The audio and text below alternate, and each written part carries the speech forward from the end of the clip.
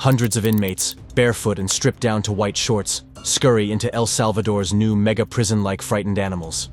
One by one they are ordered to crouch on the ground, their faces etched with terror and ill-fate acceptance.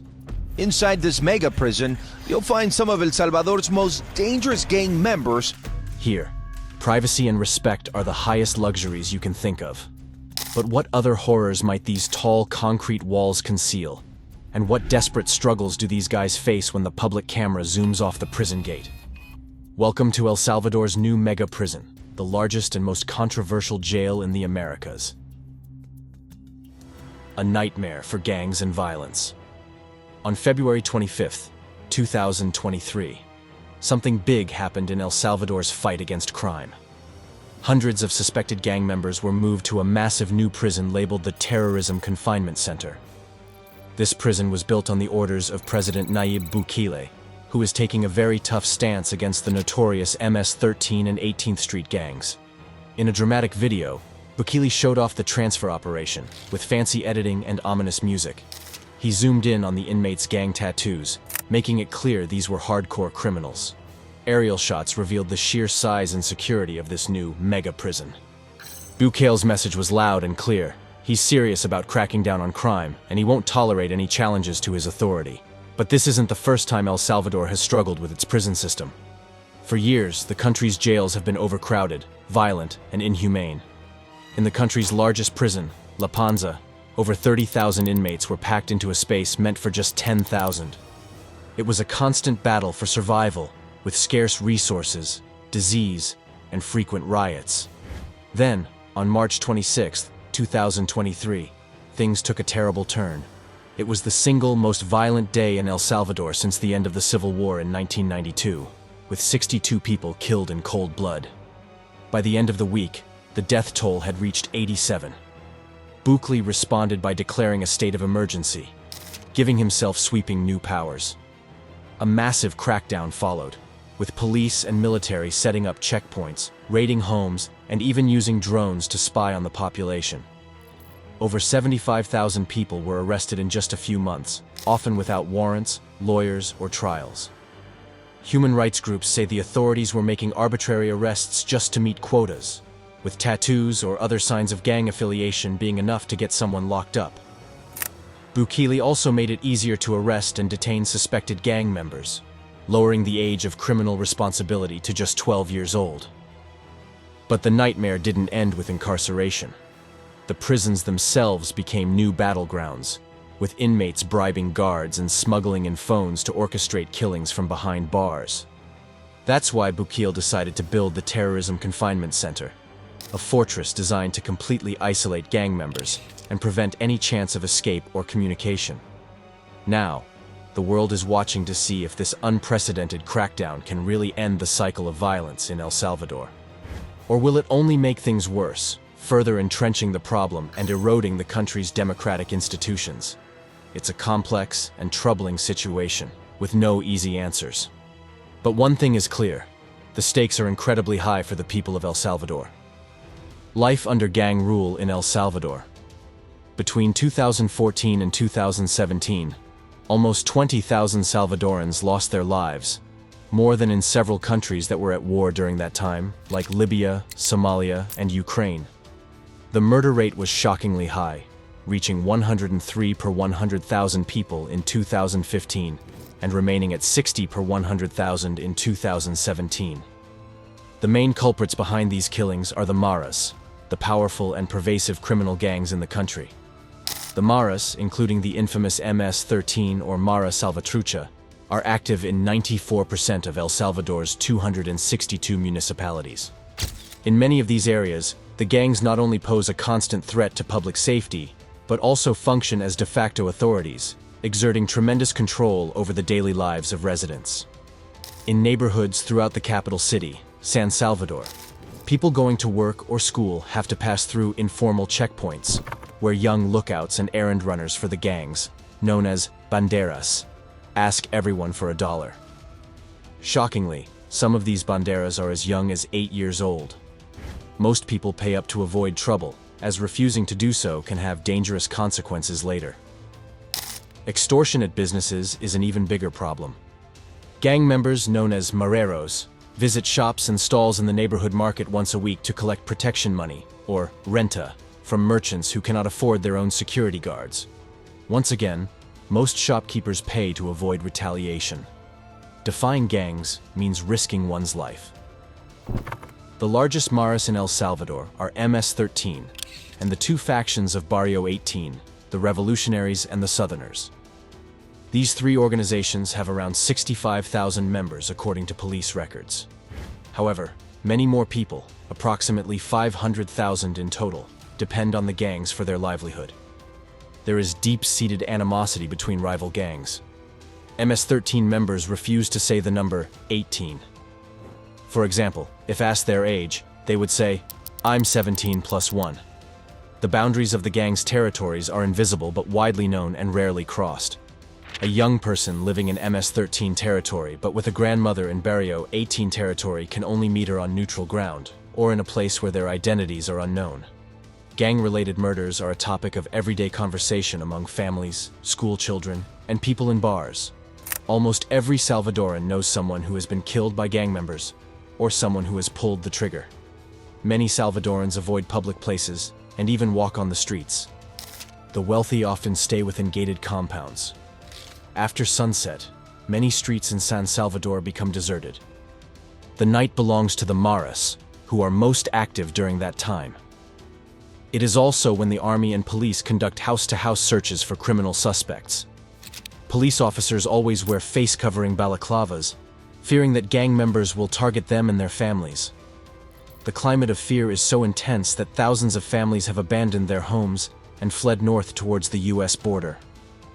Reina, a 13-year-old woman, left her small community in central El Salvador with her sister and 3 children after the gangs moved in. One of the gang members threw a homemade bomb into her neighbor's house, killing 4 people. Another gang member shot her brother, a former government soldier who was seen as an enemy by the gang. The gang warned the rest of the family to leave. Gangs often seize houses in strategic locations and convert them into crazy houses or casas locas. If a family refuses to leave, the gang threatens all its members. The casas locals serve as hangouts where gang members gather to smoke, drink, and initiate recruits. They may also take neighborhood women and girls there to subject them to sexual abuse. One reason why gangs have been able to establish such deep roots in El Salvador is that they provide a sense of pride and belonging to their members, many of whom come from poor and broken families. The maras are important when you have nothing when you are born dead, says Salvadoran anthropologist Juan José Martínez d'Aubuisson.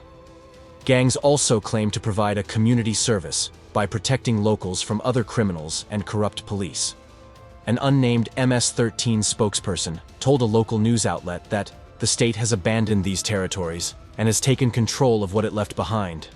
However, Salvadorans pay protection money and comply with the gang's demands out of fear of retaliation, not out of loyalty or gratitude. "You can't work anywhere without permission from the local gang," says Alex, a 46-year-old former construction worker who decided to leave El Salvador when job opportunities dried up in his hometown. He had to choose between leaving or submitting to gang rule in another part of the country. In the United States, politicians use the criminal and social power of MS-13 to promote an anti-immigration agenda. The Trump administration has been deporting tens of thousands of Salvadorans who have no involvement with the gangs, and they are also refusing entry to thousands more who are victims of the maras' predatory activities. In January 2018, the U.S. announced that it would terminate the temporary protected status designation in September 2019, which had allowed 195,000 Salvadorans to live and work legally in the U.S. for nearly 20 years. In June, then Attorney General Jeff Sessions further restricted eligibility for asylum, stating that having experienced gang violence would no longer be sufficient grounds to seek asylum in the U.S. The fate. The streets of El Salvador have fallen silent, an unsettling hush that hangs over the nation like a shroud. For years, the thunderous roar of the gangs echoed through these very alleyways. MS-13 and Barrio 18 ruling their territories with an iron fist. But now, a deafening stillness has settled over their former strongholds. It's as if a great storm has swept through, scattering the once mighty criminal armies to the winds. Tens of thousands of gang members, from the most ruthless capos to the lowest street-level soldiers, have been swept up in President Bukele's merciless crackdown, snatched from the streets, forced into hiding, or fleeing the country in desperation. The speed and scale of the arrests have left the gangs reeling, their meticulously constructed empires crumbling around them. Internal intelligence paints a picture of utter disarray, the gang's top brass desperately ordering their soldiers to seek refuge, to disappear into the shadows, and to wait out the onslaught. But this time, the gangs seem to have been caught flat-footed, unprepared for the relentless onslaught. Gone are the days of open defiance, of brazen attacks on security forces. Now the streets lie silent, the only movement coming from those brave or foolish enough to venture out at night, seeking whatever meager work they can to survive. The once thunderous roar of the gangs has been reduced to a desperate, muffled whimper. Their criminal kingdoms, built on terror and violence, have been swept away by the government's unstoppable tide. El Salvador holds its breath, waiting to see if the gangs can ever recover from this devastating blow inside the prison. Stepping inside the towering walls of El Salvador's new mega-prison, you will feel like taking a walk down a dark tunnel to the world beyond. Cramped into massive cells and structures resembling birdcages are some of the country's most dangerous gang members. Despite widespread condemnation from human rights groups, President Bukele remains definitely proud of this colossal new facility. He believes the only way to combat the nation's staggering gang violence is to build more prisons like this one. The numbers seem to back up Bukele's claims. Since the state of emergency was declared, the homicide rate has plummeted by nearly 70%. Yet the president doesn't want to simply tout his success. Instead, he's invited a camera crew inside, offering a rare glimpse at the harsh realities faced by those locked away in this towering concrete and steel fortress. From the bunk bed-laden cells to the caged enclosures, the conditions inside this mega-prison paint a grim picture. It's an environment that must breed an overwhelming sense of fear, anger, and hopelessness, even among the most hardened criminal elements. Can this heavy-handed crackdown truly solve El Salvador's deep-rooted gang problem? Or will it simply breed more resentment and violence in the long run? Well, your answer is right here as we explore the guardians of this terrible confinement in human history. The Guards of Hell. The guards of this mega-prison are faced with a daunting task, maintaining order and security in a facility packed with some of El Salvador's most dangerous gang members. As the governor describes, these guards are tasked with making the people of El Salvador feel safe. But the reality they face is anything but. Every single inmate is a ruthless, violence-hardened gang member, making the guards' jobs a constant high-stakes battle. To prepare, the guards don full riot gear, looking more like soldiers heading into a war zone than correctional officers. Helmets, guns, and an array of other weapons equip them to handle any attack or uprising. Many have military backgrounds, trained to react swiftly and decisively to the unpredictable and aggressive nature of the inmates. The brand new state-of-the-art prison facilities reflect the government's commitment to securitizing this facility. Sparing no expense, they've created what they hope will be the most secure prison in the country. A clear message to the gangs that they hold no power here. In a rare glimpse, we witness the guards training to respond to a potential prison riot, a scenario that is all too real for them. Split into teams, they storm the cell blocks, ready to face any threat with their arsenal of firearms and riot gear. Backup guards stationed above provide an additional layer of defense, prepared to open fire if needed. This level of militarized control highlights the extreme measures the Salvadoran government is taking to subdue the gang violence that has plagued their nation. But at what cost to the humanity and dignity of both the inmates and their guards? The grim reality of this mega-prison's inner workings casts a troubling shadow over its intended purpose. The cell. The conditions inside this mega-prison are truly horrific. A nightmarish vision of a system designed to strip away the humanity and dignity of the inmates, leaving them trapped in a relentless cycle of dehumanization and control. Just think of the oppressive, cramped confines of the cells, packed to the brim with 100 rigid steel bunk beds, leaving barely enough room to move. The lack of personal space and privacy must be utterly suffocating, a constant assault on one's basic need for comfort and autonomy. and the meager sanitation facilities, a mere 2 toilets for all those prisoners, paint a grim picture of the squalid, unsanitary environment they're forced to endure. Imagine the stench, the lack of privacy, the perpetual indignity of being denied even the most basic standards of human decency. Even the lighting seems designed to crush the spirit. Constant, artificial illumination with just barely enough brightness to get by. It must play absolute havoc with the prisoners' circadian rhythms, leaving them perpetually disoriented and drained, unable to ever find respite in the soothing embrace of darkness and true rest. But perhaps the true horror lies in the isolated, solitary confinement wings, those concrete tombs devoid of any comforts or distractions. Just a bare floor, a hole in the ground, and an oppressive silence broken only by the occasional glimpse of a guard through a narrow slit in the door. The sensory deprivation of the cruelest kind is a form of psychological torture that must slowly chip away at the very foundations of one's sanity. Undergirding it all is the vast, intrusive surveillance apparatus, CCTV cameras and guards trained to avoid any meaningful interaction, treating the prisoners as little more than objects to be monitored and controlled. It's as if the system has stripped away the very essence of their humanity, rendering them invisible and voiceless within this vast, impersonal machine. The stated goal may be to dismantle gang culture and reassert absolute authority, but the methods employed here are so extreme, so dehumanizing, that it's hard to fathom how this could ever lead to genuine rehabilitation or reintegration. No, this feels more like a concerted effort to simply break the will of the prisoners, sever their connections to the outside world, and grind them down through relentless isolation, deprivation, and omnipresent control. A dystopian vision of an institution that prizes order and punishment above all else, with scant regard for the basic dignity and humanity of those trapped within its walls. Beatings and punishments.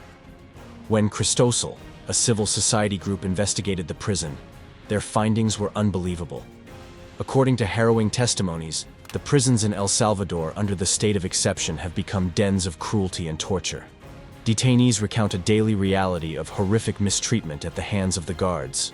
One young man held at the Mariona prison described a guard known as Montana, who would constantly threaten inmates, warning them, "You'll leave here alive only if you're lucky." The report states that while prisoners knelt, the guards would administer electric shocks and draw blood from them. Upon entering the guards' area, the inmates would be beaten again. The testimony also reveals how the prison conditions themselves are used as a form of torture. Prisoners report being allowed only a single cup of water per day. One young man recounted a particularly dehumanizing incident where a guard threw food on the filthy floor and demanded the starving inmates pick it up with their mouths, threatening to beat them if they used their hands. The testimonies also shed light on the use of isolation cells as a punitive measure. These tiny, dark chambers deprive inmates of basic necessities like beds, toilets, and drinking water. Survivors report that some who are sent to these cells emerge malnourished, while others never make it out alive. One man who experienced the isolation cells firsthand described the horrific aftermath. After being denied adequate food and forced to eat scraps from the floor, he suffered a stroke that left his face twisted and numb. He was then transferred to a malnutrition area to be nursed back to health, only to be beaten again upon his return to the general population. The accounts also reveal a climate of fear and repression, where guards threaten to kill any prisoners or visitors who dare to speak out about the abuses. This systematic silencing compounds the profound injustice and human rights violations occurring within these prisons. These testimonies paint a harrowing picture of the Salvadoran prison system, where vulnerable individuals are subjected to unimaginable cruelty, degradation, and medical neglect. Urgent action is needed to investigate these atrocities, hold the perpetrators accountable, and enact sweeping reforms to restore dignity and the rule of law. Rehab or punishment. While the stated intention may be to have inmates pay back their debts to society, the reality often appears far more troubling. The stark contrast between the amenities available to the guards versus the severe deprivations experienced by the prisoners is deeply unsettling. The fact that the recreational facilities, such as the dining halls and ping-pong tables, are strictly off-limits to the inmates only serves to highlight the inherent imbalance of power and lack of basic rights afforded to those incarcerated. And the limited options available to the prisoners, either going to court or facing the harsh punishment of solitary confinement, further underscores the punitive, rather than rehabilitative, nature of this system.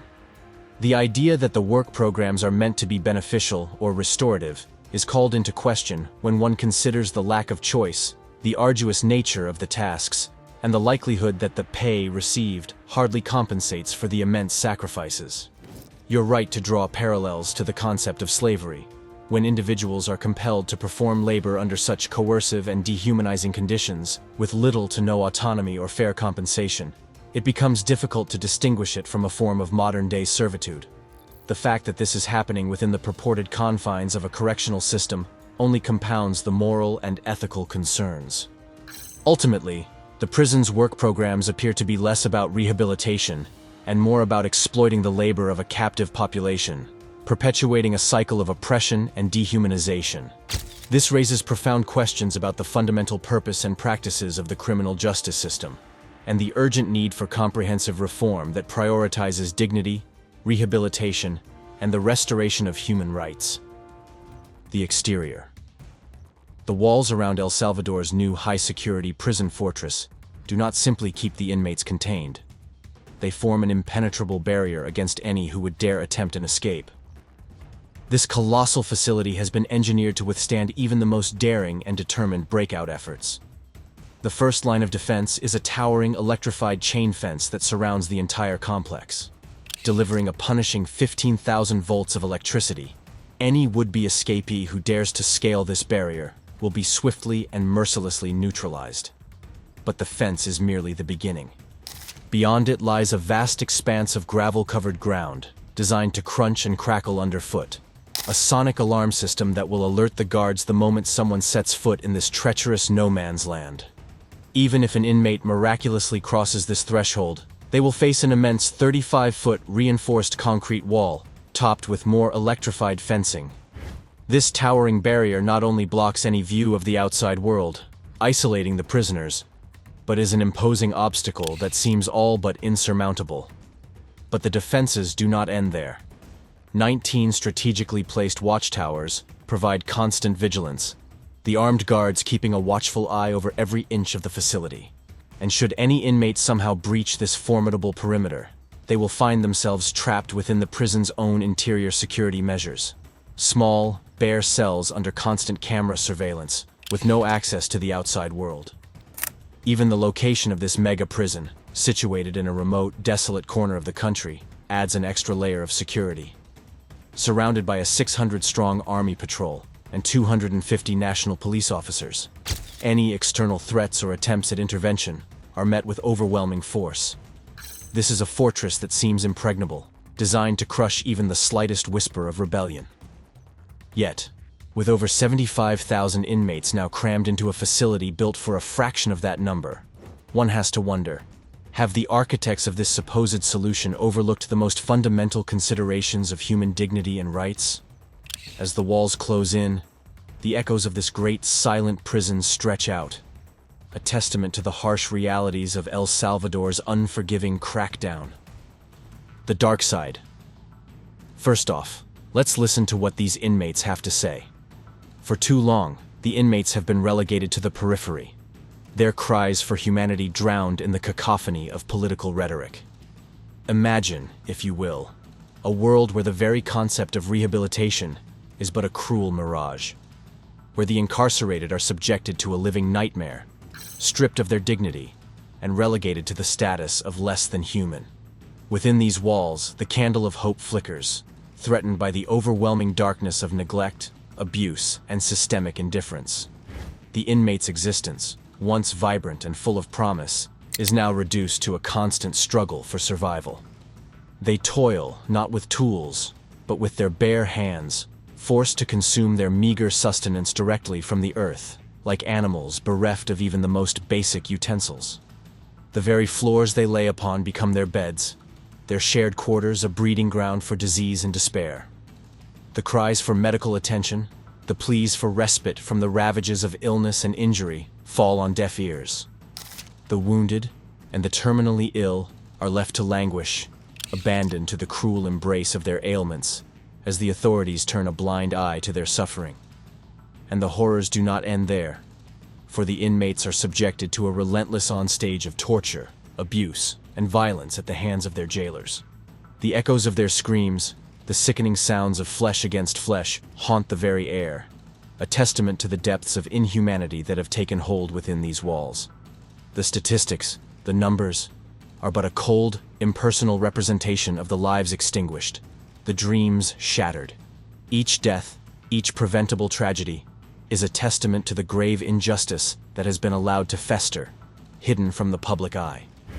As the veil is lifted, the people of El Salvador find themselves confronted with a harsh reality. A reality that shatters the illusion of a just and benevolent system.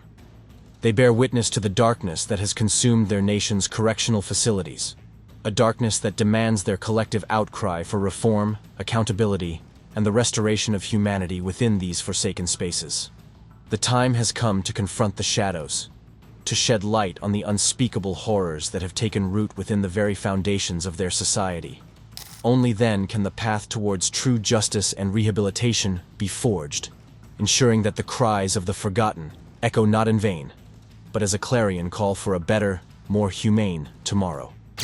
While the reported decline in homicide rates under President Bukele's iron fist policies may seem to indicate some success, the long-term implications of such an approach are debatable and concerning from a human rights perspective.